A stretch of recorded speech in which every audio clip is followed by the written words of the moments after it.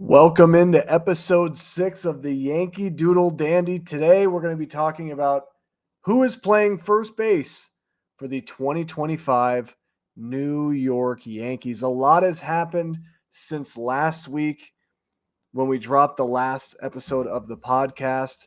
At that point, we only knew that the Yankees had agreed to terms with Max Fried on an 8-year deal. Now we have some acquisitions, and we're going to jump right into that. First and foremost, let's get into the first acquisition that came out of nowhere, seemingly. And this was reported on by Jeff Passan. Breaking, the New York Yankees are finalizing a trade to acquire closer Devin Williams from the Milwaukee Brewers, sources tell ESPN. When I saw that notification, I went, holy hell, the Yankees are getting Devin Williams. I did not expect that at all. That was not on my bingo card. I did not think the Yankees were going to try to get a lockdown closer like Devin Williams. But here we are.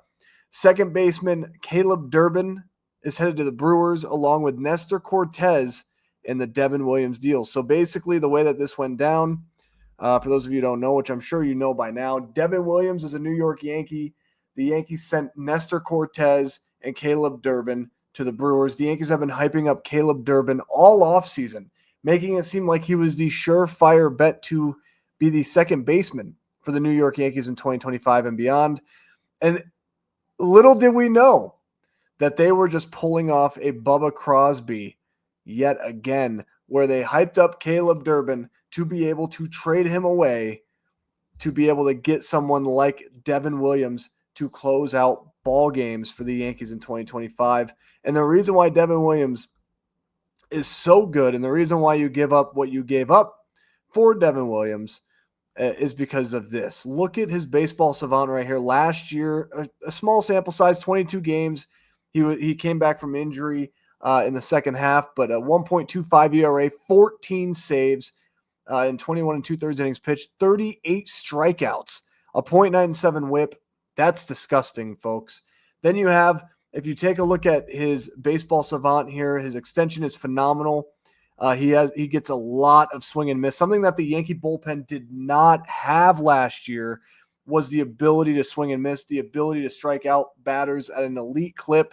That's what Devin Williams does. As much as Luke Weaver is awesome, Luke Weaver is not as big of a strikeout guy like a Devin Williams. You take a look at his xERA, his xBA, everything that you want. He doesn't throw the ball like super hard. It's very much in the middle.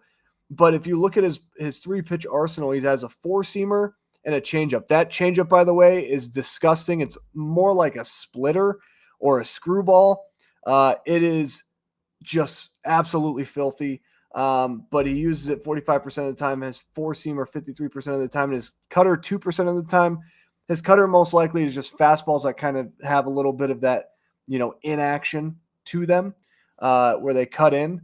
But 94.7 average miles per hour on the four-seamer, 84 averaging on the changeup. And he's just absolutely disgusting. And you take a look a little bit more here at his StatCast statistics. Again, they're phenomenal. His max EV 104.9, pretty damn good. But he's just every year the expected batting average 143 off of Devin Williams. Expected slugging 204. We know what happened last year in the wild card series where he gave up that home run to Pete Alonso and the Mets came back and won the series. We know all about that. He was tipping his pitches then, and that's already been proven.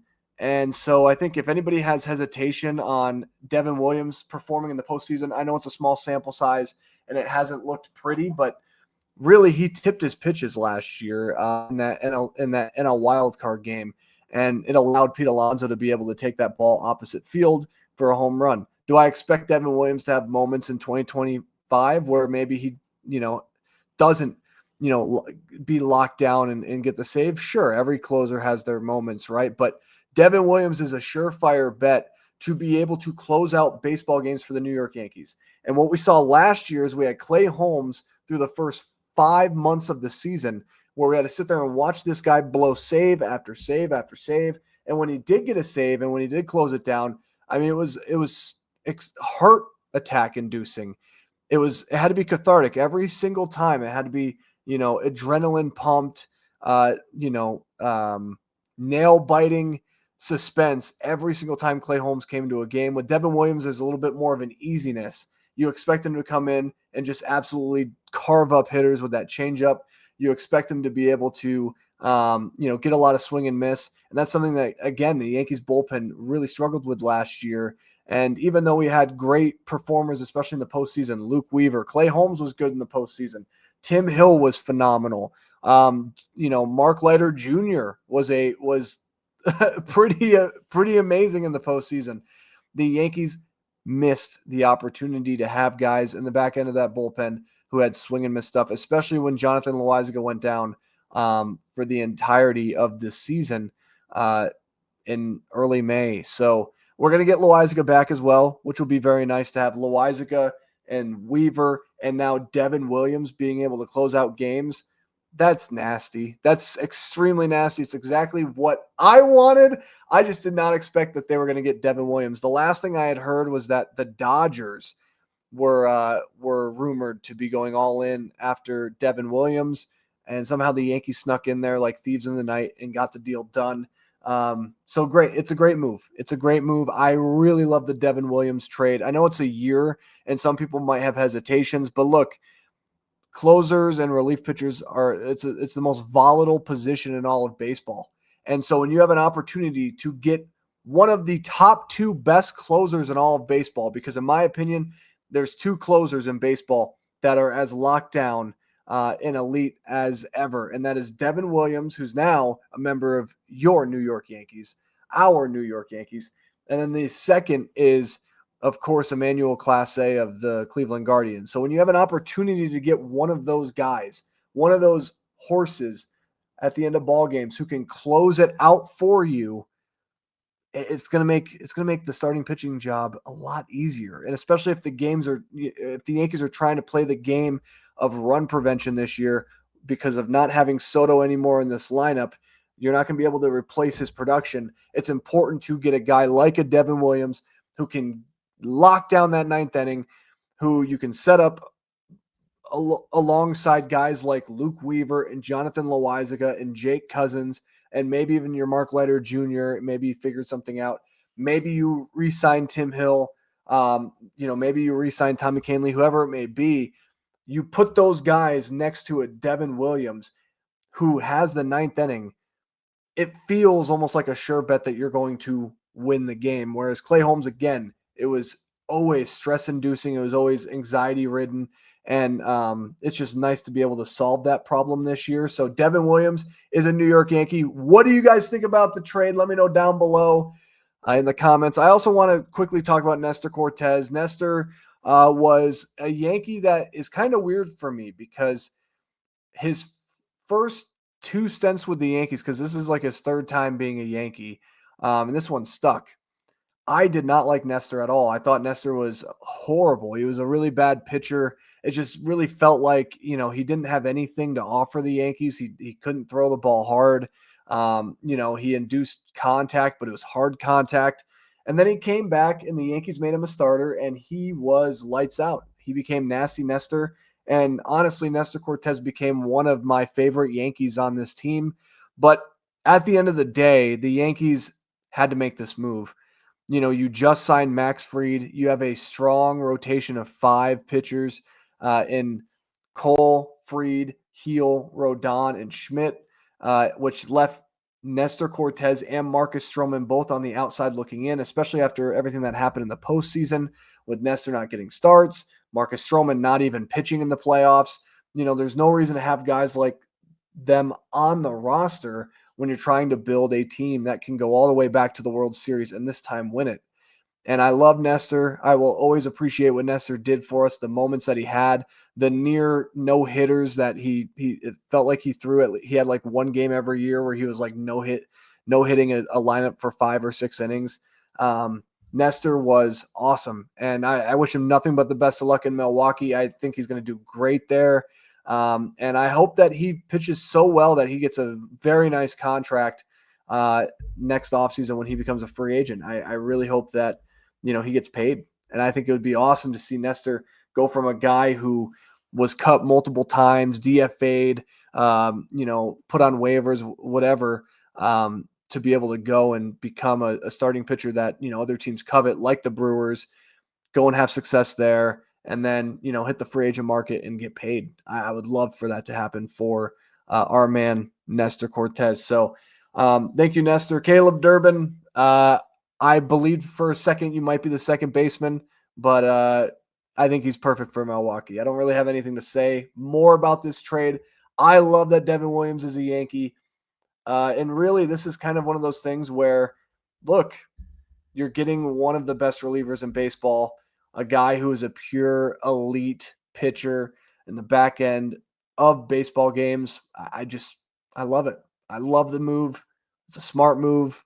And it's a move that came out of nowhere. I really was shocked to see Devin Williams be traded to the New York Yankees. So, yeah, that's what I wanted to say about Devin Williams. Again, let me know what you guys thought about this trade down below in the comment section. Do you like it? And are you sad that Nestor Cortez is no longer a Yankee? So let's move on to the second big trade that happened just a few days ago. Finally, for a long time, we've been hearing rumors. It felt like for a couple of years now that the Yankees were going to get Cody Bellinger. The Yankees and Cody Bellinger is a match made in heaven. Cody Bellinger wants to be a Yankee. The Yankees want Cody Bellinger. Last year, there was a lot of that talk, but they ended up trading for Juan Soto. Bellinger went back to the Cubs, signed with the Cubs. The Cubs traded for Kyle Tucker this offseason.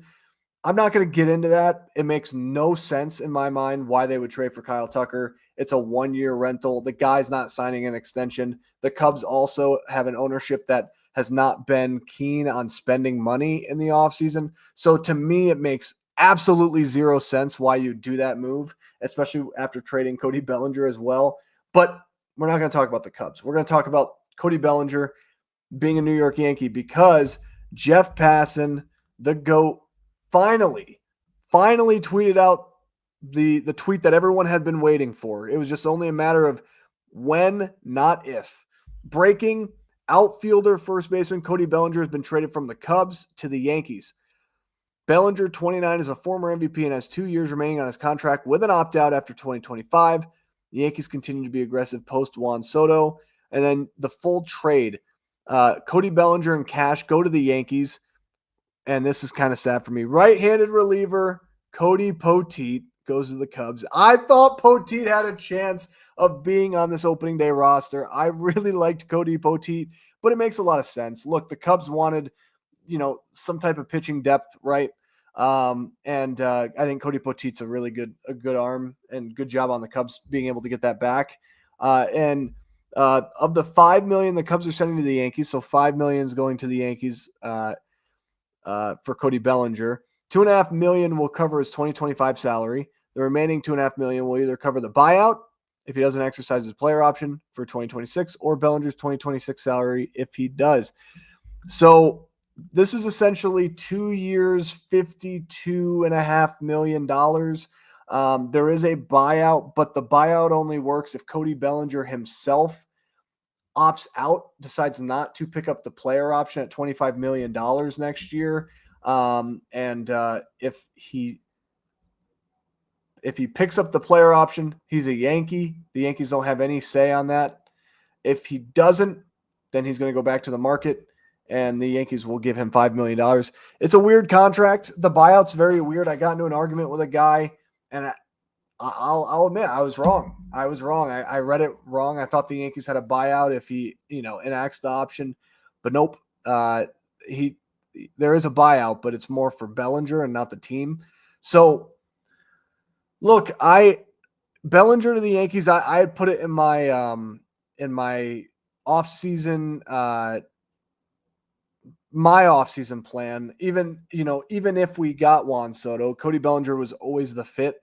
To me, Bellinger just felt like a guy who his swing is made for Yankee Stadium. We know the Yankees have had interest in the past when he was a free agent. Obviously, last offseason and even the offseason before that, there was some interest. But it was more like this felt like the right time. Juan Soto leaving, going to the Mets. The Yankees had to figure out, okay, what can we do for the outfield? Now, you're not going to be able to replicate Juan Soto. There is no player on the market that can give you what Juan Soto gave you. The only thing that was as close as possible, and again, it's not Juan Soto, was Kyle Tucker. Kyle Tucker went to the Cubs. Therefore, the Yankees didn't want to trade Luis Gil, and I understand that. You don't want to trade Luis Gil for 1 year of Kyle Tucker when there's a very good chance you can sign him next offseason. I understand that. To me, Bellinger always felt like the play. It always felt like the move. And I'm just I'm just happy that this move finally happened, because we always were under the assumption of it's a matter of when, not if, for Bellinger.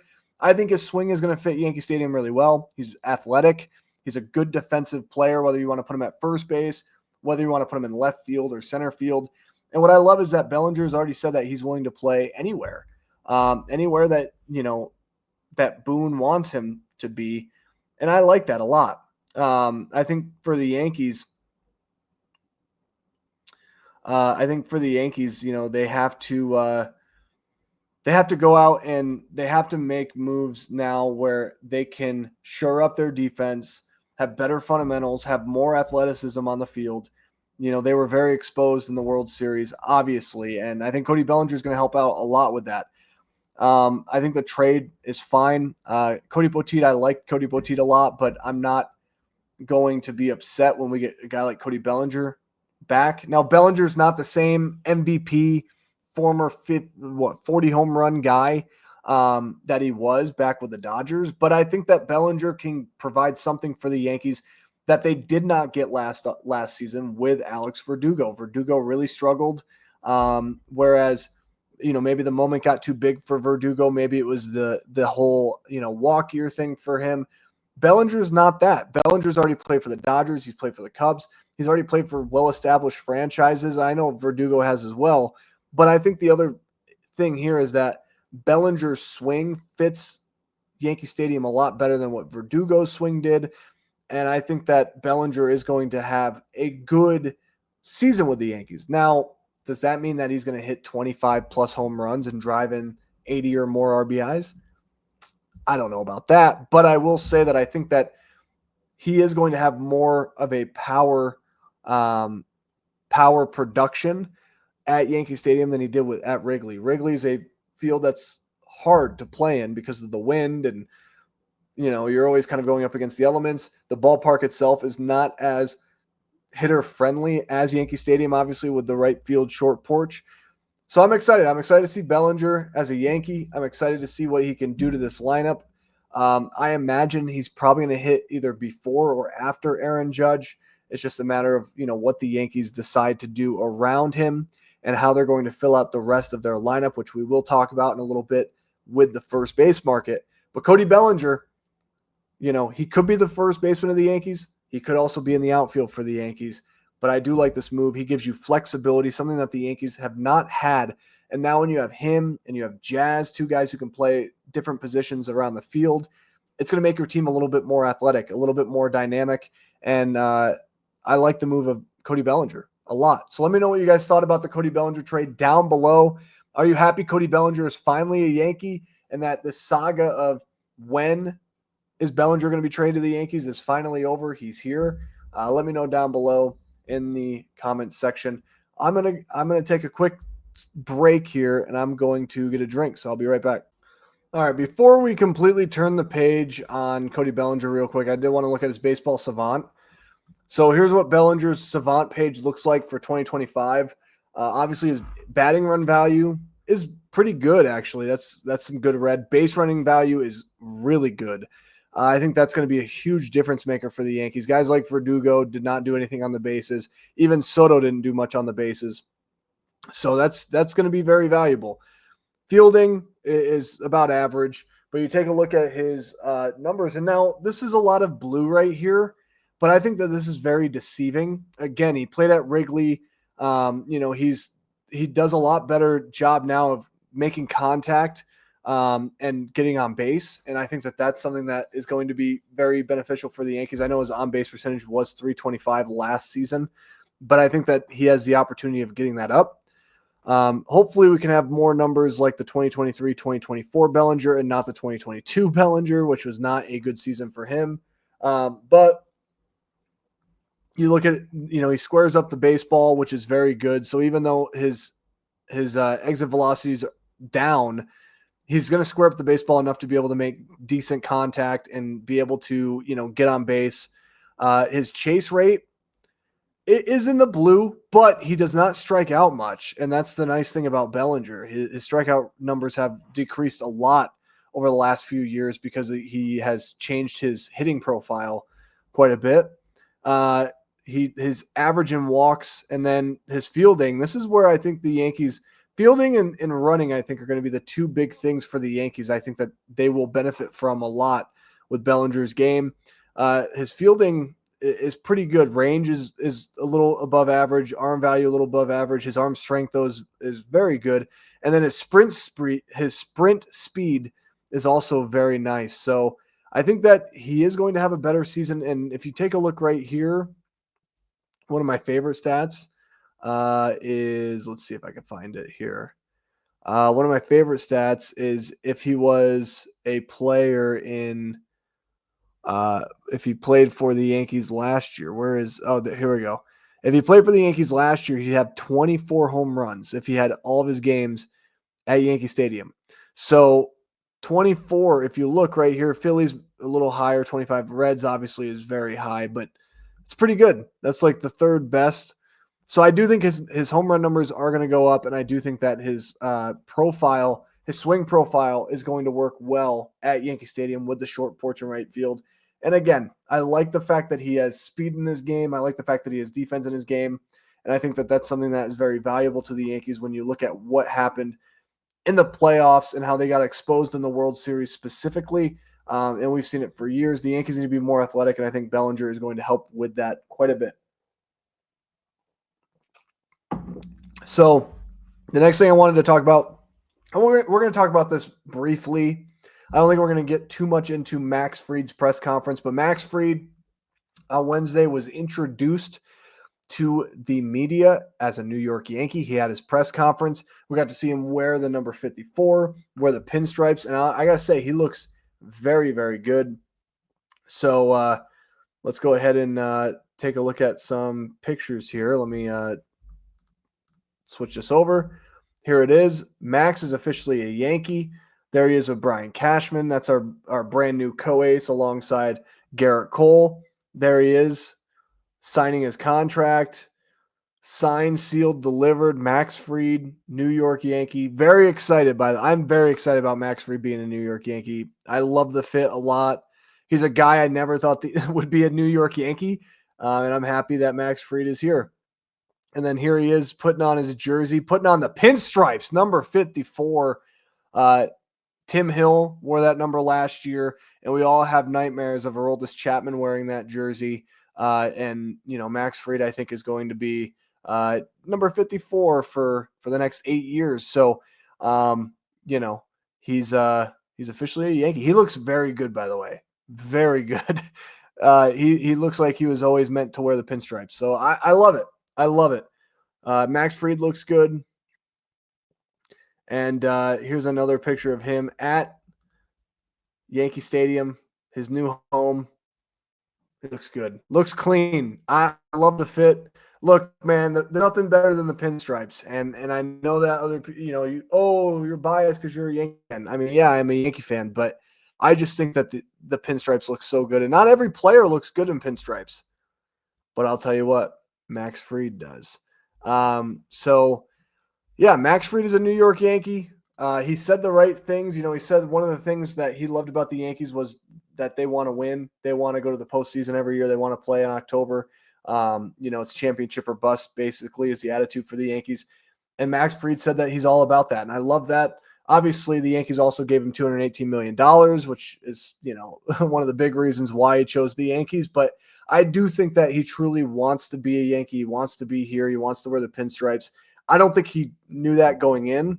I still feel like part of me feels like he wanted to be a Boston Red Sox and go join Lucas Giolito, but the Yankees came above and beyond in terms of getting him the dollar value that he wanted, getting him the years that he wanted, and then also, giving him an opportunity to pitch in a rotation alongside Garrett Cole and Luis Heel, and having a team that is, the expectation is to get to October every single year and make a deep run and try to win a championship. So I'm very excited about Max Fried being a Yankee. He said great things. We got to hear him for the first time. He just seems like a very humble guy. He seems very proud to be a New York Yankee. And I love when guys want to be Yankees, man, when they say the right things. And Max Fried said the right thing. He said everything correctly that you want to hear from a guy who just signed the biggest contract for a left-handed starter ever in the history of baseball. So going away from that specific topic in Max Fried's press conference, obviously Brian Cashman, Aaron Boone, Max Fried, Matt Blake, all these guys got to speak to members of the media who asked them questions about specific things, specific topics regarding Max Fried, regarding the offseason for, the front office guys like Brian Cashman. And we found out something that is exciting, but I also want to throw a little cold water on this. And I will in a second. I'll tell you why. And that is that Brian Hoke reported that the Yankees are scheduled to have an in-person meeting with Roki Sasaki. Brian Cashman says. So, so Roki Sasaki, the Japanese phenom. Oh, I don't know what happened. I'm sorry about that, guys. Roki Sasaki, the Japanese phenom, the Yankees are scheduled to have an in-person meeting with Sasaki, which is a big deal because every team could send over a presentation, but you had to get invited to have a in-person meeting. So it shows that Sasaki and his camp have some interest in the New York Yankees. How much? Well, we'll find out soon. Brian Cashman also said Roki Sasaki has a chance to be one of the world's great pitchers. It would be nice to have Yankee Stadium be his home. Obviously, of course, he feels that way. And look, I'm going to throw cold water on this in a way. Number one, is this exciting?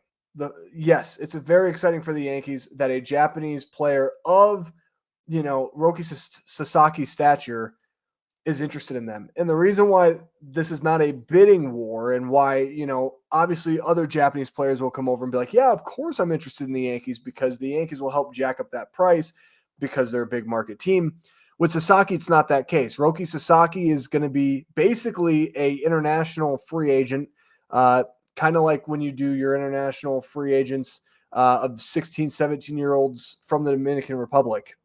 It's basically that. The Yankees, there is no monetary advantage here for any team that is in the Sasaki sweepstakes. That goes for the Dodgers, that goes for the Padres, the Mets, the Yankees, the White Sox, the Cleveland Guardians. It doesn't matter. Everyone has a chance at Roki Sasaki because he can only sign for the international pool money.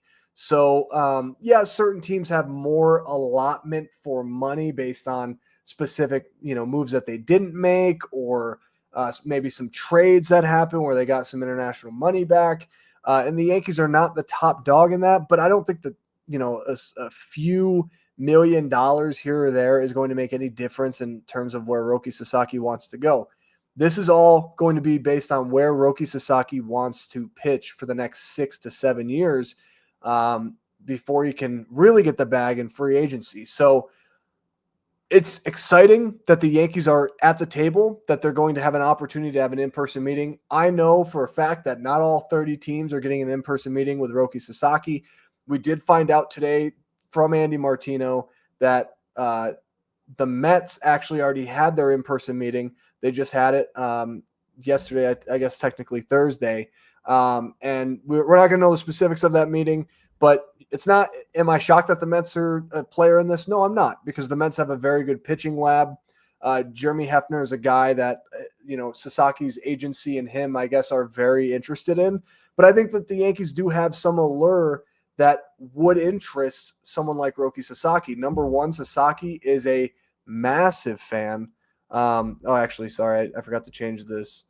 Sasaki grew up a big fan of Masahiro Tanaka. That was his favorite player growing up. And so Tanaka pitched for the Yankees. One of my favorite Yankees of all time is Masahiro Tanaka. So, there's other things too that the Yankees have that maybe, interest Sasaki. But the reason why I'm going to throw cold water on it is because I do still feel like at the end of the day, when all is said and done, Roki Sasaki will end up in one of two places. And I would be shocked if he goes anywhere else. He's either going to be a LA Dodger and go join Ohtani and Yamamoto, or he's going to be a San Diego Padre and join Yu Darvish. That's my feel on it. What do I think the Yankees' chances are of landing Sasaki? They're not 0% because they're at the table. But I'm going to be honest with you. It's like 5%. Maybe the highest I go is like 8%. If I'm feeling really lucky and feeling really, super confident, I'd be at an 8% that he will be a New York Yankee. I just think that ultimately what's going to happen is that as much as Joel Wolf, his agent, and Sasaki himself and his camp want to say that there is no handshake agreement between him and the Dodgers, it will always feel that way until I see a Japanese phenom superstar come over and not sign with the Dodgers. It's always going to feel like to me that they will be a Dodger. And I even made a YouTube short when we found out the news that Sasaki was going to be posted by Chiba Lotte. I said that he's going to be a Dodger. I still stand by that. I think he will be a Dodger. And if he's not a Dodger, he will be a San Diego Padre. And that's not changing, even though the Yankees have an in-person meeting. It's not changing. So would I love to be wrong? Would I love for Sasaki to be a Yankee? Absolutely. I would love for Roki Sasaki to be a New York Yankee. I would be ecstatic.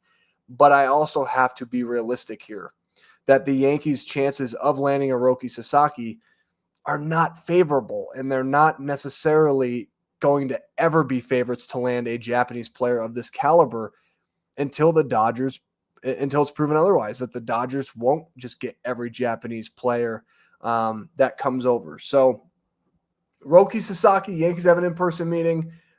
We'll see what happens. I don't know what day it's going to be. For all we know, it could happen today on Friday, December 20th. It could happen It could happen after Christmas. We don't know. Sasaki has time before he has to make his decision, but I just feel like at the end of the day, when all is said and done, he will be a Dodger or a Padre. And I think the West Coast bias is definitely a real thing. And look, I don't blame him. My wife is from Oceanside. Okay, we go to California often, and the weather there is very nice. So I don't blame him at all. But yeah, it is cool that the Yankees are at least at the table, that the Yankees are getting an in-person meeting, because not every team is going to get an in-person meeting. And Shohei Ohtani, when he came over, didn't even give the Yankees an in-person meeting. So it's nice to see that there is maybe some interest from Roki Sasaki and his camp.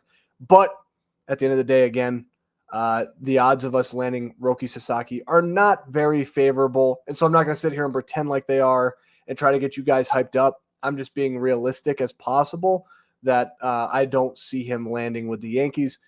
But anything can happen, right? It's a lottery ticket, and if the Yankees are lucky enough to win it, there ain't going to be no one more happy to be wrong than me. So that's the Roki Sasaki update and news.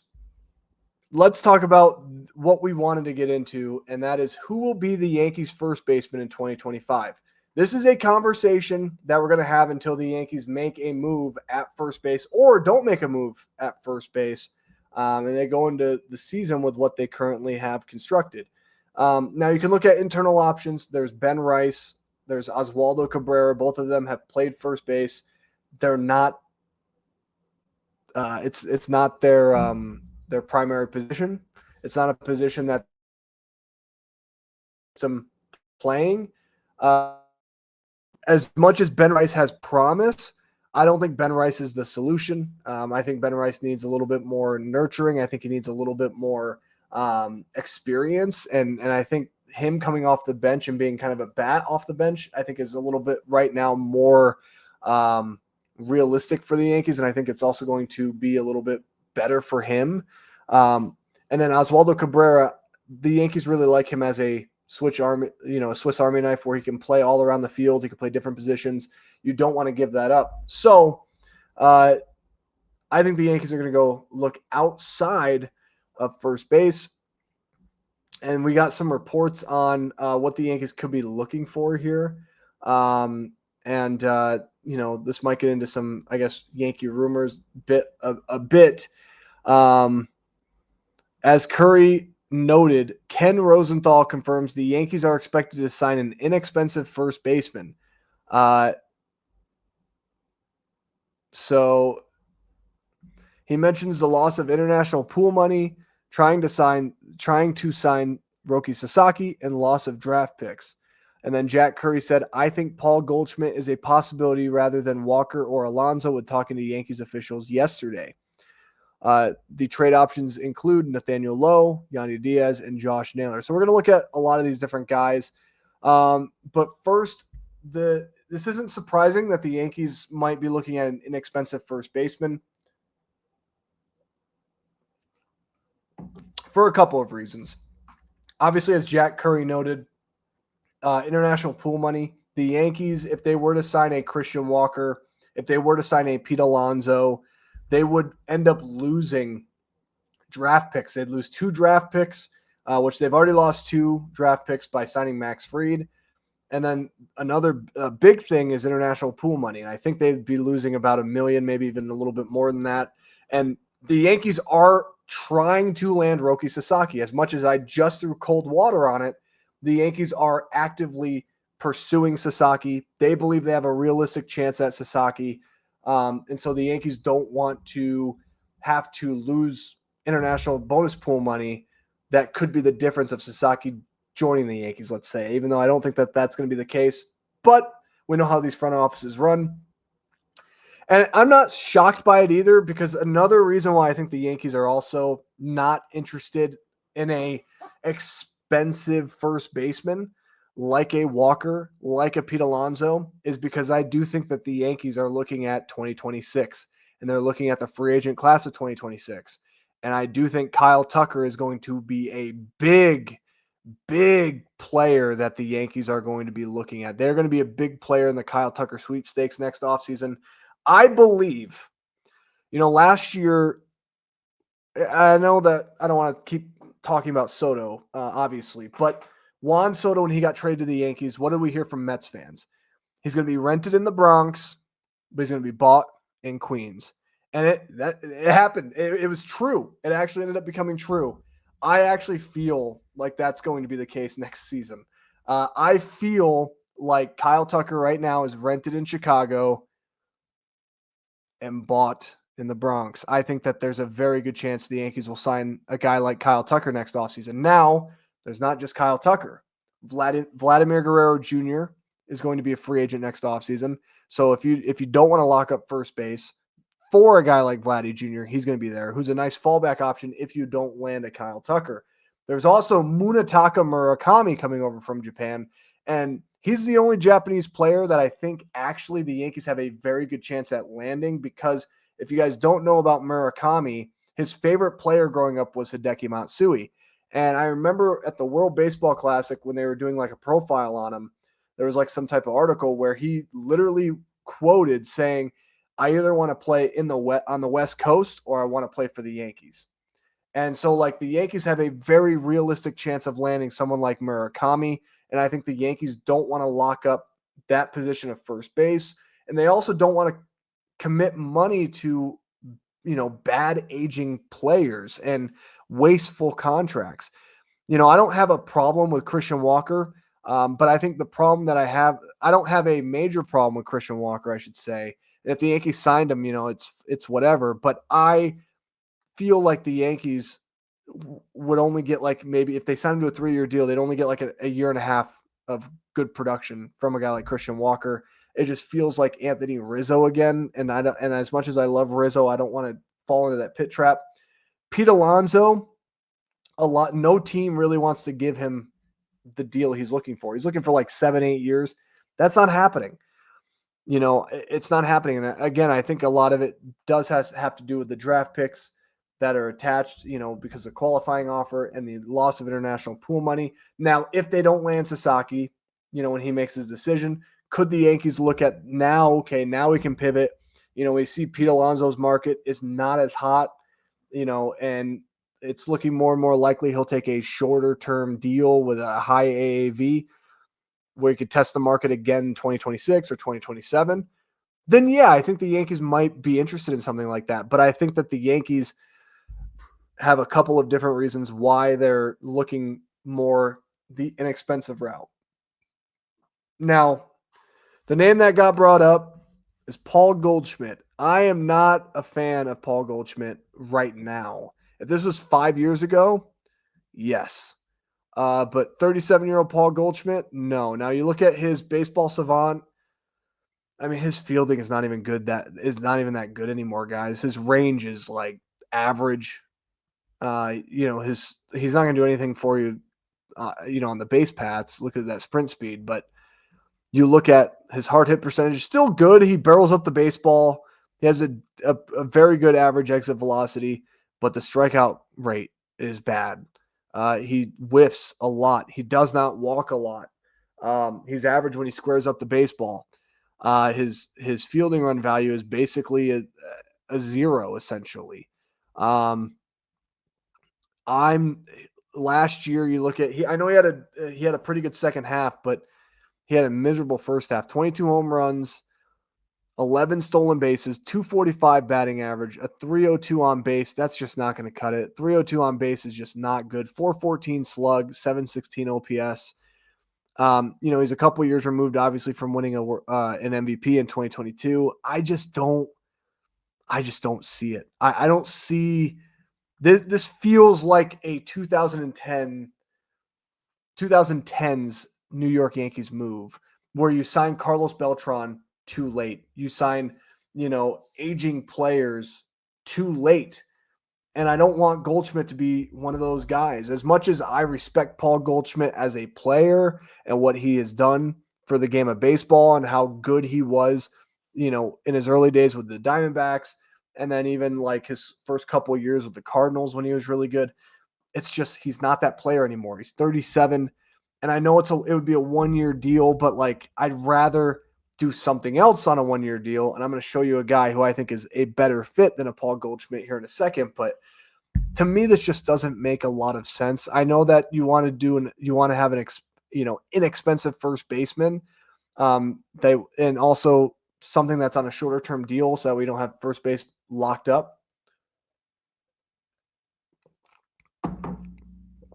I just don't think Paul Goldschmidt's the guy.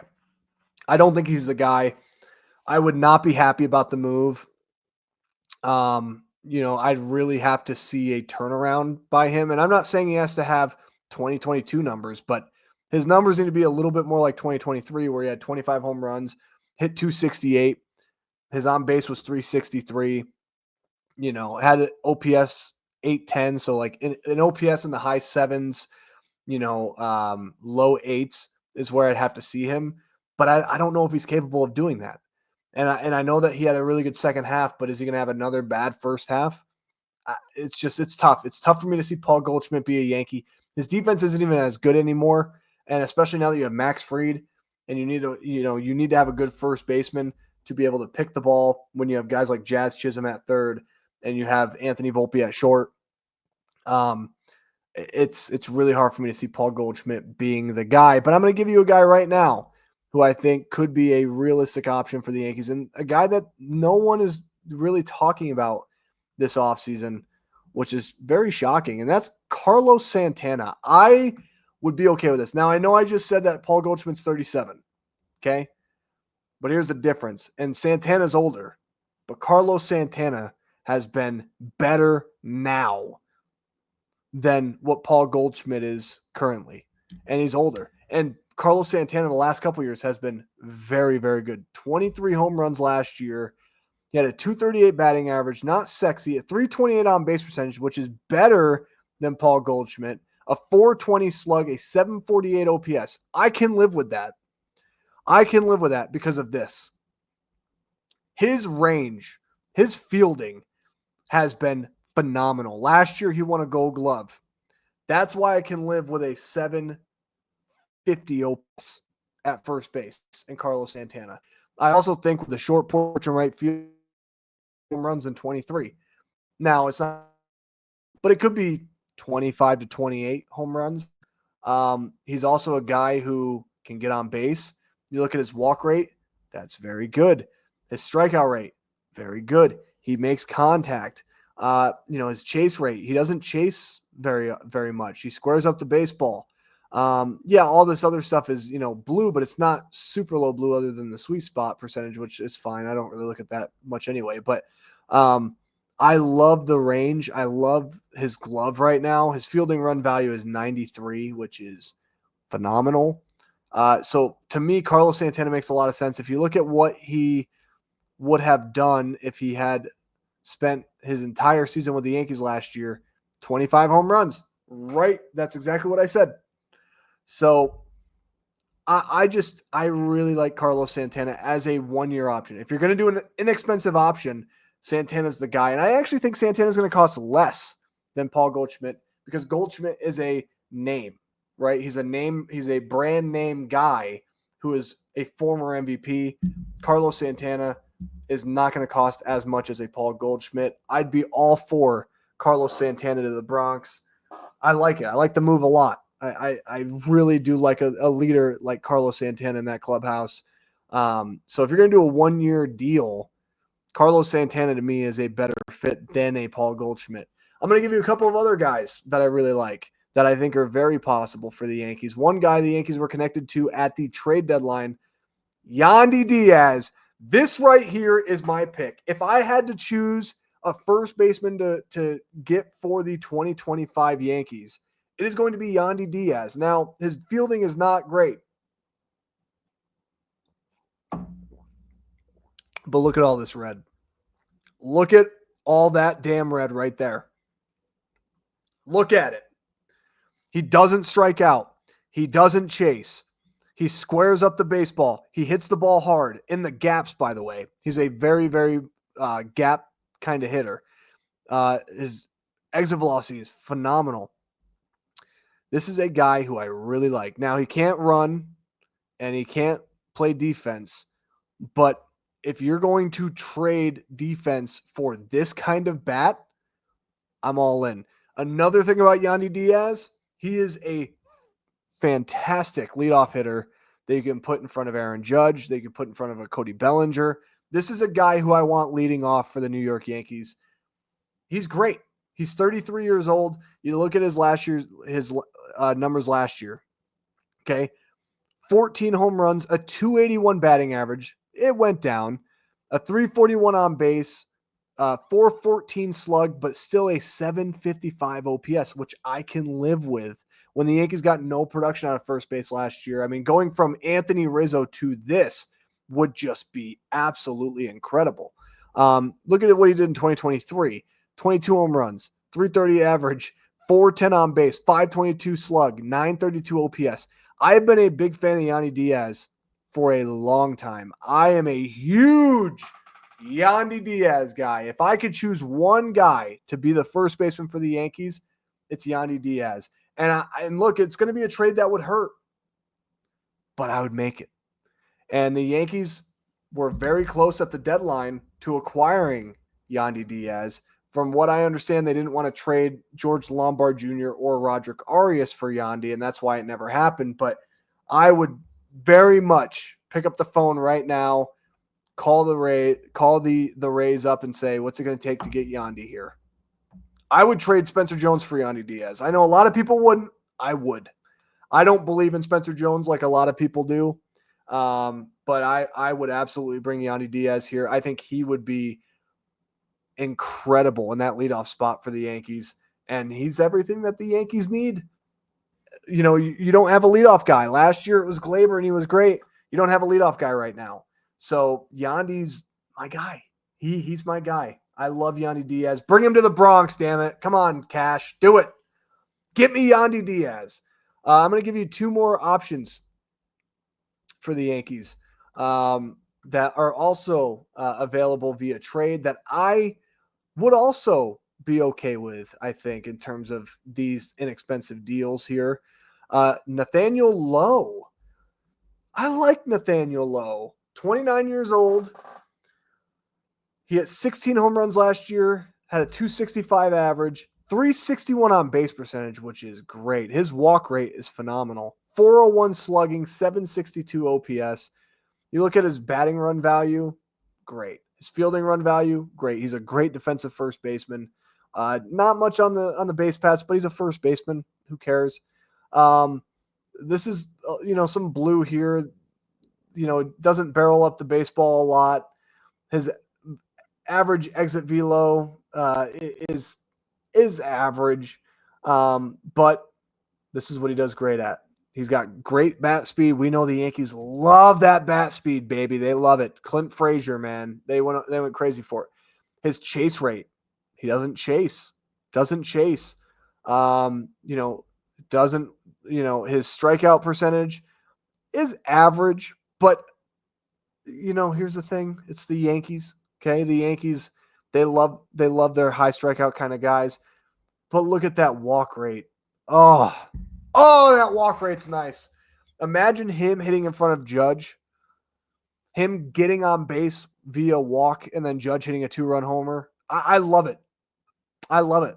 I mean, sign me up. Nathaniel Lowe is a guy here.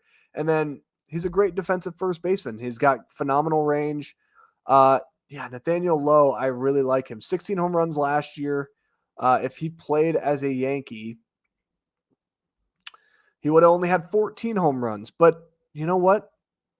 That's more home runs than what the Yankees did at first base all last year. All last year. We hadn't had a home run at first base since July, August, and it was DJ LeMahieu against the Phillies. So I guess it was August. That's absurd. Absolutely absurd. And the last name, I don't know how a lot of people feel about this. I would be okay with it. I'd actually be down for it. This guy's a villain, okay? And that is Josh Naylor of the Cleveland Guardians. I know he's a villain. He's a dick. Some might call him a douchebag, which I have, okay? But I would be down for Josh Naylor. Now, his defense is average at best, but I think offensively, he's very good. And he's a very scary presence to have behind someone like Aaron Judge.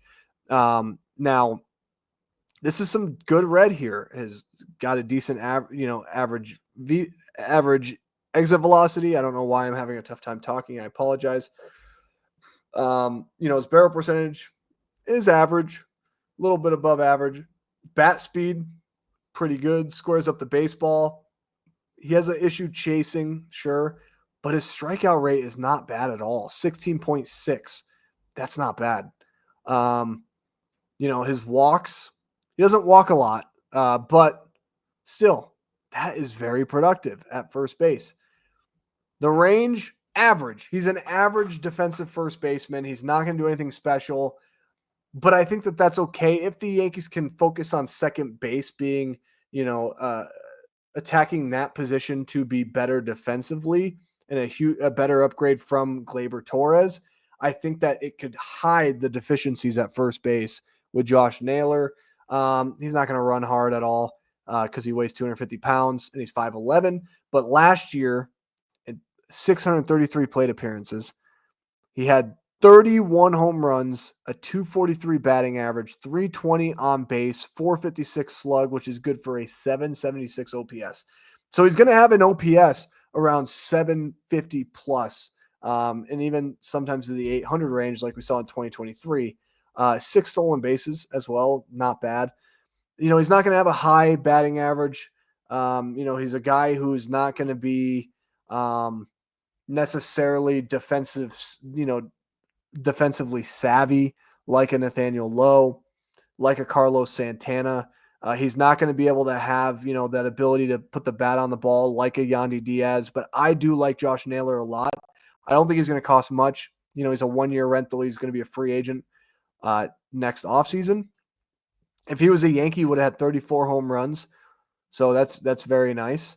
So yeah, I'd be okay with Josh Naylor. Look, I'd be okay with any of these guys. Carlos Santana, Yandy Diaz, who's my favorite out of the four, by the way. Nathaniel Lowe, Josh Naylor. I'm fine with any of these four guys. I am not fine with Paul Goldschmidt. I'm not fine with Paul Goldschmidt. I don't see the fit personally, but yeah, what do you guys think about these options of Santana, Diaz, Nathaniel Lowe, Naylor, even Paul Goldschmidt? Who's your favorite of the bunch? Let me know. Like I said, Yandy Diaz is my favorite, but I want to know your guys' thoughts down below in the comments. And who do you think the Yankees are going to get for first base? I do think that it is probably going to be one of these five. Alonso happening, and I think at the point we know who is available via trade at first base. So I do think that one of these five guys will be a New York Yankee in 2025. So yeah, that's all. That's what I wanted to talk about today. I think that so far this offseason has been interesting. The Yankees did not land Juan Soto. I thought it was over for the Yankees. I thought they were dead. I thought there was no way that the Yankees could make a very smart pivot. And it has been a very good pivot. Now, is it on the level of Juan Soto? No, it's not. And it's not going to be. Can the Yankees be a better team overall without Juan Soto? Yeah, they can. I do think that if they improve their defense, if they improve their run prevention, that the Yankees are going to have a better team, overall team, than what they did in 2024. Now, their offense is not going to be better without Juan Soto. Obviously, it's much worse without Soto, but there is silver lining here. The American League is weak. The Yankees still have an opportunity to compete. They have an opportunity to win. And I love the moves that Cashman has made so far in signing Max Fried, trading for Devin Williams, trading for Cody Bellinger, and they're not done. First base, I think, is the next domino to fall, and then maybe they get a second baseman. I think they'll probably still get a relief arm or two. They need a lefty reliever. I think Tim Hill has a very real possibility of coming back, which I hope he does because he's awesome. But yeah, they're not done. They're far from done. They still have some things to do. So we'll see how it all plays out. I think that the Yankees won't be doing much next week with the holidays. And with that being said, I will not have a podcast episode drop next week unless something does happen. If something does happen, I'll record a YouTube short, post it up, and then we'll see if I make a podcast. I might just wait until the following week, but it's going to be the holidays, so I want to be able to spend time with my family. And I think that the Yankees aren't going to do much in terms of, transactions or, making moves. But anyway, that's all I have for you guys today. Let me know what you thought about this episode. Let me know what you thought about, everything we talked about. Again, make sure you guys hit that thumbs up button, turn the notifications on every single time that a new episode drops or a new short drops, with the latest Yankee news and rumors. And make sure you subscribe to the channel. Let's grow this community. Let's have a great community. I'd love to be able to do this live at some point and have that capacity to do it. So thank you guys so much for watching and listening to this episode. And I will see you guys next time on the Yankee Doodle Dandy.